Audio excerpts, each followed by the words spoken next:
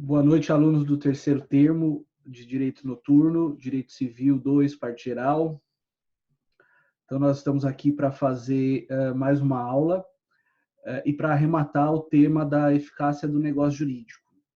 Para esse encontro, então, nós vamos conversar sobre termo e sobre encargo, conforme o material que eu mandei para vocês agora há pouco, no comecinho da noite, tá bom? Bom, então, recapitulando, nós vimos no encontro passado a aula sobre condição, que é, então, resumidamente, um evento futuro e incerto que subordina a eficácia do negócio à ocorrência desse evento futuro e incerto. Agora, quando nós falamos do termo, né, o termo difere da condição no sentido de que, nesse caso, no caso específico do termo, nós estamos diante de um evento futuro e certo que vai acontecer, tá bem? Esse termo ele pode ser um termo final ou um termo inicial do negócio jurídico. Então veja que em certa medida também subordina a eficácia do negócio, tá? Então, de antemão, nós já damos início com a leitura do artigo 131 do Código Civil que versa sobre o tema. Estabelece o seguinte: o termo inicial suspende o exercício, mas não a aquisição do direito. Aqui uma outra diferença importante com relação à condição, já que lá na condição, a condição suspensiva, ela suspende, como o próprio nome diz, a aquisição e o exercício do direito. Aqui no termo não. O termo suspende só o exercício do direito. Não suspende ou não influencia na aquisição do direito propriamente dito. Então, veja, quando se celebra um negócio a termo, por exemplo, uma doação que vai valer para daqui 30 dias. Isso tá no contrato. Ora, o que está suspenso é o exercício desse direito. Então, é a doação de um imóvel. O exercício dos direitos de proprietário sobre o imóvel estão suspensos por 30 dias até que aconteça o termo, que é uma data do calendário, é um evento futuro e certo, esse dia vai chegar. No entanto, o beneficiário da doação, o donatário, já é proprietário do bem desde logo. Ele só não consegue ainda exercer os seus direitos de proprietário. Tá bem? Então, essa é a diferença mais gritante entre a condição, matéria da aula passada, e o termo, matéria dessa aula. Eu repito, para que entenda bem, na condição, acontece a suspensão, na condição suspensiva, acontece a suspensão tanto da aquisição quanto do exercício do direito. No termo, conforme o artigo 131, acontece a suspensão, por assim dizer, só do exercício do direito. Mas esse direito já foi adquirido desde logo. Tá bem? Aí eu tenho, passando adiante no material, negócios que não admitem termo. Não é? Então, nós temos aí, geralmente, negócios de caráter pessoal. Tá? E aqui são alguns exemplos que eu vou passar só. A aceitação ou renúncia de herança não admite termo. Ou aceita imediatamente ou rejeita imediatamente, ou renuncia imediatamente. A adoção, por questões óbvias, eu não posso submeter uma adoção a um evento que vai acontecer ainda. Eu não consigo colocar nem condição e muito menos termo. A emancipação é outro exemplo, não é? Emancipação, lembre, é antecipação da capacidade plena da pessoa. O casamento também não admite termo. A pessoa, quando celebra um casamento, ele passa a valer imediatamente, com todos os seus efeitos. Né? Não dá para casar hoje e passar a surtir efeitos daqui a um mês, daqui 15 dias. E o reconhecimento de filho também é um bom exemplo. O reconhecimento do filho é imediato. Não posso postergar os efeitos desse reconhecimento para diante. Tá bom? Dito isso, então a gente vai ver que o termo é uma matéria bem mais curta do que condição, tá? Dito isso, nós passamos para um outro tema, que são as espécies de termo. Pessoal, então eu tenho a primeira espécie, que é o termo convencional, que é uma cláusula colocada no negócio pela vontade das partes. A segunda espécie é o termo de direito, que é um prazo, não é um prazo, na verdade, que é um marco temporal, né? O termo é um evento futuro e certo, já estipulado pela lei, tá? E já já eu vou falar por que não é prazo, tá? Já vou explicar. Depois nós temos a terceira espécie, que é o termo de graça. O termo de graça, pessoal, é graça não no sentido de ser gratuito, mas graça no sentido de ser uma benesse que uma parte faz em relação à outra. Por exemplo, duas partes num contrato de entrega de determinado produto. A parte contratada para entregar esse produto ou esse serviço percebe que não vai conseguir cumprir o prazo que foi dado no contrato. Então, ela pede para que haja uma dilação, para que haja um aumento desse prazo. Por exemplo, um aumento no prazo um aumento de 15 dias. Então, esse termo, que passa a ser a data do vencimento mais 15 dias, passa a ser, então, aquilo que é chamado de termo de graça. Então, é uma benesse que uma parte concede para a outra, para que ela consiga efetivamente cumprir a sua obrigação assumida naquele negócio. Aí, na quarta espécie, nós temos o termo certo e o termo incerto. É engraçado porque o professor falou agora há pouco que o termo é o evento futuro e certo, né? Então, o termo certo, ele é um evento inevitável, né?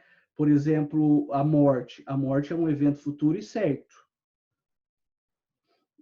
O termo incerto é quando não tenho certeza a respeito da sua verificação, né?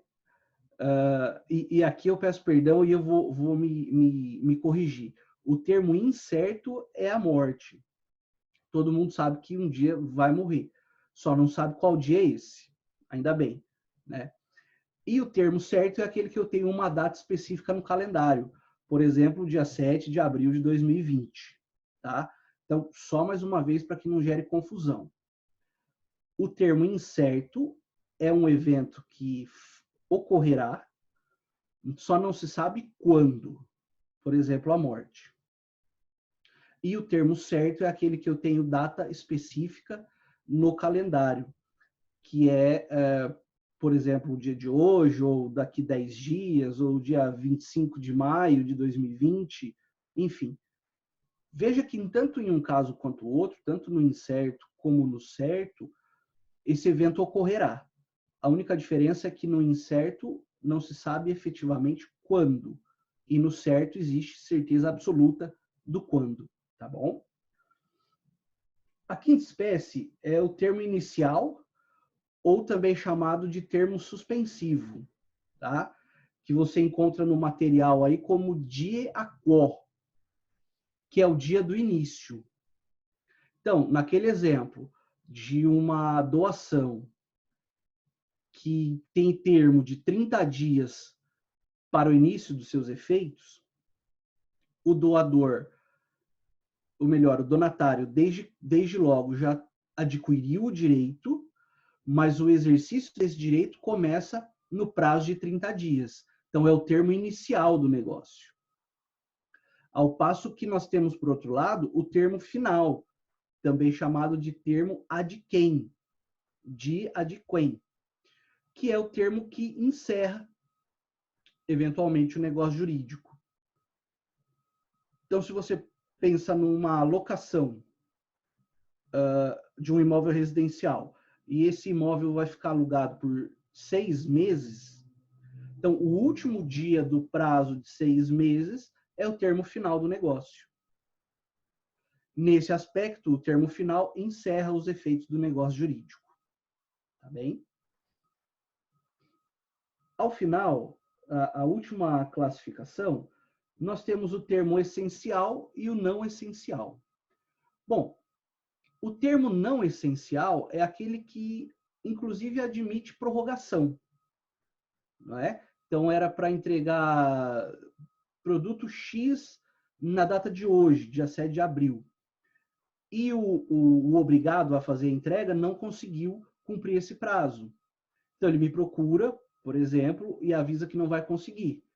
Eu posso conceder para ele um termo de graça e estender por mais 15 dias o prazo que ele tinha para cumprir com a sua obrigação. Então, veja, esse é um termo não essencial, no qual, cumprindo hoje ou cumprindo daqui 10 dias, pouca coisa afeta, não é no interesse das partes. Por outro lado, o termo essencial é aquele que tem que ser observado de forma impreterível. A gente pode dizer, usando uma linguagem do processo, que é um termo fatal. Se eu não conseguir cumprir naquele dia, não interessa cumprir no dia depois, nem dali 15 dias. Um bom exemplo que a doutrina traz é o fotógrafo, a equipe de fotógrafos que foi contratado para registrar as cenas de um casamento. É de algum interesse, é de alguma utilidade se esses fotógrafos chegarem 3 dias depois do casamento? Ou o vestido da noiva, se não ficar pronto até a data do casamento, interessa? É claro que não. Então, veja, no caso do termo essencial, não se admite prorrogação. E daí você pode estar se perguntando, como é que eu vou resolver isso depois? Ora, depois a gente vai resolver com indenização, não é por dano moral, se eventualmente houver dano material, tudo isso pode ser discutido em juízo, tá bem? Então, só para recapitular, nós temos o termo convencional, que é combinado pelas partes no negócio, o termo legal, trazido pela própria lei, o termo de graça, que é uma dilação de prazo, termo certo e incerto, eventos que acontecerão, com a única diferença que no termo certo se sabe o dia exato e no termo incerto não se sabe. A única certeza que nós temos no termo incerto é que vai acontecer, só não sabemos quando. Depois o termo inicial, ou suspensivo, também chamado dia-có, que é a data a partir da qual o exercício do direito pode acontecer. E o termo final, ou resolutivo, também chamado de adquem, que é quando encerra, coloca fim ao negócio jurídico. É resolutivo porque resolve, porque encerra. E, finalmente, a última classificação, termo essencial e não essencial. Como dissemos agora há pouco, o não essencial admite prorrogações e o essencial não os admite. Não admite. Tranquilo até aqui, turma? Então vamos adiante. Os prazos e a sua contagem. Importante a gente entender que termo é data e não se confunde com prazo. E por que não? Porque o prazo é o período de tempo compreendido entre o termo inicial e o termo final. Então, e isso é lógico, né? Porque todo prazo tem que ter um início e um fim. Concorda? Então, veja, o início e o fim são os termos inicial e final. E o período que está entre esses dois marcos temporais é o prazo, tá? O artigo 132 do Código Civil, ele traz alguns critérios para que nós contemos o prazo. Repito, prazo, o período que está compreendido entre o termo inicial e o termo final, tá bem? Então, vamos lá. Vamos fazer a leitura desses 132 e 134, né? Fazer a leitura desses critérios, tá bom?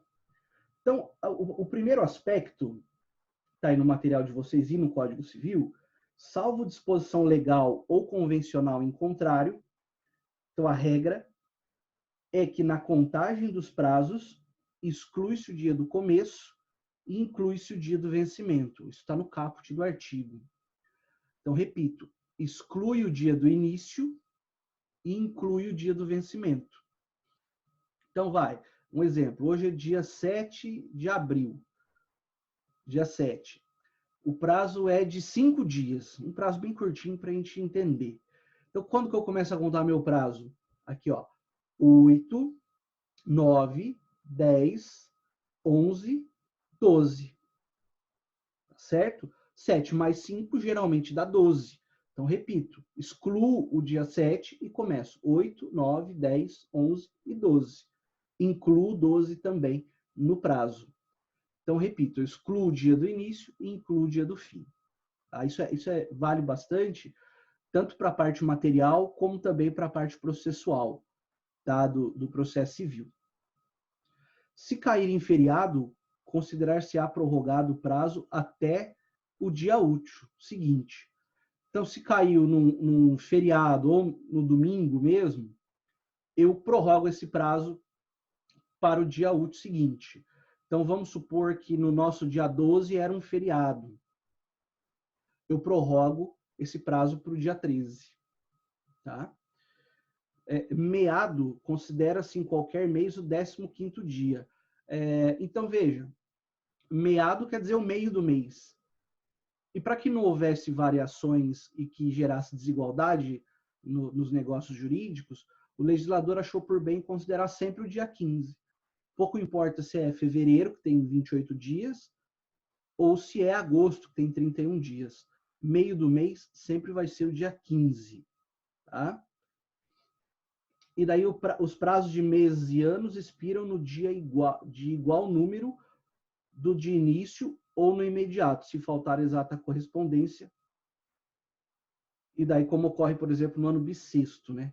Então, se o prazo é de 1 ano e ele começou a contar no dia 7 de abril de 2020, o termo final vai ser dia 7 de abril de 2021.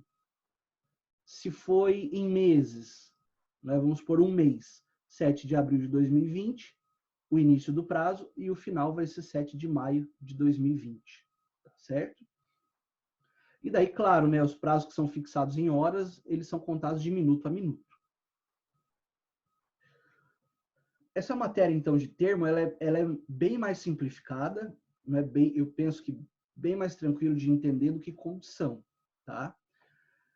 Agora nós vamos falar sobre negócios para os quais não se estabelece prazo. São negócios entre vivos, claro, mas não se estabelece prazo. Então, eles são executáveis, exequíveis, exigíveis desde logo. Uma compra e venda à vista. Uma compra e venda à vista já pode ser exigida imediatamente pelas partes, tanto pela parte compradora quanto pela parte vendedora. Agora, você imagina uma compra e venda, e aí, hipoteticamente, uma compra e venda à vista de um apartamento na planta, de um imóvel na planta. Quer dizer, ele ainda existe só no projeto. É possível exigir desde logo? Olha, já paguei, agora eu quero entrar no imóvel. Claro que não, não é? Porque existe um prazo natural para que esse imóvel seja construído e seja apto a receber habitantes ou usuários em geral. A mesma coisa a compra e venda de uma plantação, que sequer ainda foi plantada. Existe um prazo natural, né, nesse aspecto efetivamente da natureza, para que essa plantação possa crescer, ser colhida e entregue ao comprador. Então, ainda que nesse caso, nesses dois exemplos, eu não coloque um termo no negócio específico, uma cláusula escrita, existe um termo que é razoável, que é o tempo médio de uma construção, o tempo médio de uma plantação estar apta a ser colhida e entregue, tá certo? Turma, com isso, nós encerramos o tema referente ao termo, tá? Então, veja que ele é bem mais curtinho, bem mais simplificado do que o tema da condição. Com isso, então, nós entramos agora na fala referente ao encargo, que é o tema que encerra a aula de hoje e também encerra o grande tema da eficácia do negócio jurídico. Pessoal, o encargo, também chamado de modo, ele é uma determinação, não é? Imposta pelo autor da liberalidade ao seu destinatário. Então, o primeiro aspecto aqui que nós temos que entender é que o encargo, como o próprio nome diz, é um encargo, é um peso, não é? É um modo de agir que, por exemplo, o doador impõe ao donatário. E aqui é importante desde logo frisar, e anota isso, que o encargo só é cabível em negócios gratuitos. Tá? Não faria sentido, né, uma compra e venda que é onerosa, e daí o vendedor coloca um encargo para o comprador: olha, eu vou te vender esse imóvel, mas você aqui tem que fazer uma creche. Pô, peraí, não é? O comprador não vai querer concluir o negócio.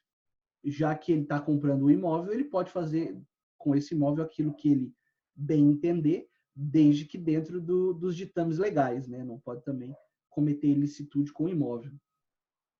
Então, é uma cláusula acessória, claro, como já havíamos falado, assim como a condição, o termo e o encargo, não é? É uma cláusula acessória ao negócio jurídico gratuito, tá? No testamento também é possível. Então, é uma cláusula acessória na qual se impõe uma obrigação para o beneficiário, né? Talvez você vá lembrar da fundação, onde o doador, o instituidor, melhor dizendo, em testamento deixa patrimônio para que se constitua uma fundação. São institutos relativamente próximos, tá? Você pode dizer, em certa medida, que essa deixa testamentária para criar uma fundação não deixa de ser um negócio com encargo, tá? O que mais que a gente pode anotar? É muito comum, turma, apontado pela doutrina, especialmente pelo Carlos Roberto, que essas doações com encargo se façam para o poder público. Quando uma pessoa, por exemplo, seja em vida ou seja por testamento, deixa um terreno para o Estado, para que ali naquele terreno seja construída uma escola, um hospital, uma creche, algum equipamento público que vá servir a coletividade, tá? É muito comum isso acontecer. Em regra, você encontra os negócios com encargo marcados pelas expressões para que, com o objetivo de, a fim de. Então, são alguns designativos que ajudam bastante a perceber que aquele negócio em específico foi feito com encargo. Tá?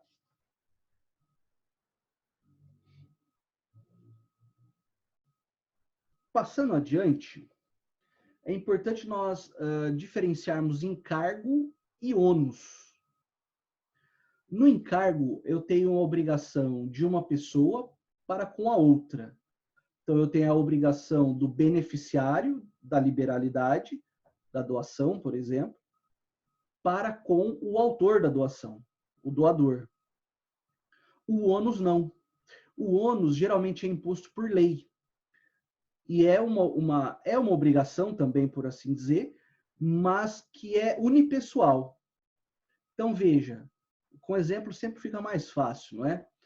O sujeito que adquire um bem imóvel, uma compra, ele comprou um bem imóvel. Qual que é o ônus que ele tem para efetivamente selar a propriedade que acabou de adquirir? Realizar o registro no cartório de registro de imóveis. Então, veja, é um ônus que ele tem consigo mesmo, por assim dizer, e imposto por lei, porque nós sabemos que só é dono quem registra em regra. Diferente do encargo, que eu tenho um ônus, tenho a obrigação de uma pessoa para com outra. Tá certo? Quais são os efeitos do encargo? Vamos lá. Artigo 136 do Código Civil. O encargo não suspende a aquisição nem o exercício do direito, salvo quando expressamente imposto no negócio jurídico pelo disponente como condição suspensiva. Então, eu chamo a atenção basicamente para a primeira parte do dispositivo antes do salvo. Então, a regra, o encargo não suspende a aquisição nem o exercício do direito. Veja que interessante. A condição suspensiva suspende a aquisição e o exercício do direito. O termo inicial não suspende a aquisição, mas suspende o exercício do direito. E o encargo, na outra ponta, não suspende nem a aquisição e nem o exercício do direito. Então, desde logo, o beneficiário da doação com encargo já adquiriu a propriedade e pode exercer o direito. No entanto, esse exercício do direito tem que ser de acordo com o encargo que foi colocado no negócio jurídico. Então, se o município que recebe o terreno para fazer um hospital e nada faz, por exemplo, deixa lá o terreno ocioso, embora ele tenha adquirido o direito e esteja no exercício, o exercício desse direito é irregular, porque não cumpriu o encargo que foi colocado sobre o beneficiário, no nosso exemplo aí, o município. Certo? Muito bom. Uma pergunta. E se o beneficiário falecer antes de cumprir o seu encargo? Então, veja, e aqui o município não falece, né, turma? Mas duas pessoas físicas. A doou para B um terreno, para que ali naquele terreno fosse construída uma creche ou algum outro equipamento de interesse da coletividade. Antes de fazer a construção da creche, o beneficiário, o donatário, faleceu. Será que esse encargo, esse modo de agir, morre junto? Ou ele prevalece?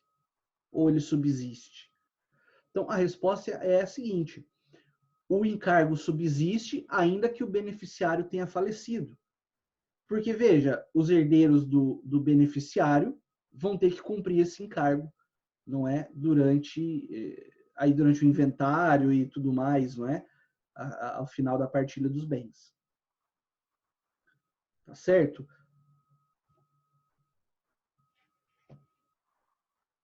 E, claro, se os herdeiros não cumprirem, ou o próprio donatário em vida não cumprir o encargo, essa doação pode ser revogada pelo doador. Então, basicamente, fica bem simples de entender, no sentido de que se o beneficiário não cumpre o encargo, ele pode vir a perder o direito, porque ele não cumpriu a parte dele no contrato, no negócio jurídico. Tá certo? E quem pode pedir o desfazimento do negócio pelo não cumprimento do encargo? O próprio doador. E se eventualmente o doador houver falecido, os herdeiros do doador. É interessante para eles que o negócio seja desfeito, porque aquele bem doado, aquele direito doado, volta para o espólio e vai ser repartido entre os herdeiros do doador. Tá bem? Aí eu chamo a atenção de vocês para o artigo 553. 553 do Código Civil. Está aí no material. O donatário é obrigado a cumprir os encargos da doação, caso forem a benefício do doador, de terceiro ou do interesse geral. De novo, o donatário, aquele que recebeu, é obrigado a cumprir os encargos da doação, caso forem a benefício do próprio doador, de terceiro ou no interesse geral. E daí o parágrafo único estabelece o seguinte: se dessa última espécie, quer dizer, de interesse geral, for o encargo, o Ministério Público, guardião da sociedade aí, poderá exigir sua execução depois da morte do doador, se este não tiver feito. Então aí nós vemos que o Ministério Público atuará de forma subsidiária. Ele vai atuar no interesse coletivo, se o doador houver falecido, né? E se não tiver feito essa exigência em vida. Ok? E quando o encargo é em benefício de um terceiro? Então, A doa dinheiro, vai. A faz a doação de X mil reais para B, para que B constitua uma renda mensal em benefício de C, para ajudá-lo nos seus gastos diários. Se o donatário B não constituir essa renda em benefício do terceiro C, pode o próprio terceiro exigir o cumprimento do encargo, mas o terceiro não faz com relação ao donatário. O terceiro faz com relação ao doador. Então, o beneficiário, o terceiro beneficiário vai até o doador, o C, né? Vai até o doador e fala, olha, doador, o beneficiário não está cumprindo o encargo de me constituir a renda mensal para os meus gastos. Então, veja que não é o terceiro que vai exigir o cumprimento. Ele só noticia. Quem vai exigir o cumprimento do encargo é o próprio doador. Tá bem? Maravilha. E daí, ao final, e já encaminhando para o final da nossa aula, nós temos o encargo ilícito e o encargo impossível, né?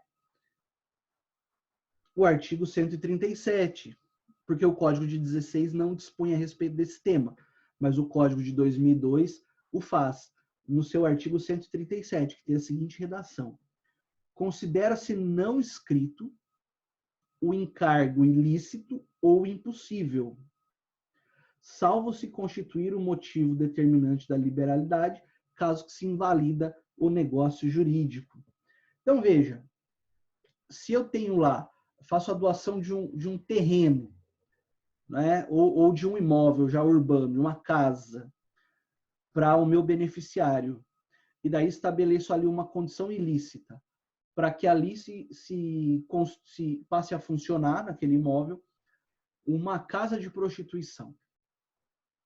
Lembrando que prostituição em si não é crime, mas manter casa de prostituição é. Então, veja, esse encargo ele é ilícito. Ele coloca o beneficiário numa posição de contrariedade à lei. E daí o beneficiário pode arguir em juízo a invalidade dessa cláusula, desse encargo. E aquela doação que era com encargo passa a ser uma doação pura. E aí o beneficiário, claro, vai usar o imóvel para os fins lícitos, como ele sempre quis. Tá bem? Agora, se a doação com encargo e com um encargo ilícito ou impossível for o motivo determinante, não é? Se a ilicitude ou impossibilidade for o motivo determinante do negócio, da doação, aí anula-se e o beneficiário não adquire nada e o doador também não perde nada do seu patrimônio. Fica invalidado o negócio, anulado o negócio como um todo. Tá? Diferente no primeiro exemplo, quando eu invalido só o encargo, a cláusula do encargo, que é impossível ou ilícita. Tá bem, turma? Com isso, então, nós terminamos o nosso material referente à eficácia do negócio jurídico. Então, nós vimos nesses dois vídeos, de forma um pouco mais abreviada, a existência e a validade do negócio jurídico. E depois, com mais profundidade, nós vimos a eficácia e daí com os seus três institutos: a condição, termo e encargo. Tá? Eu espero que essa aula possa ajudá-los a entender melhor o conteúdo.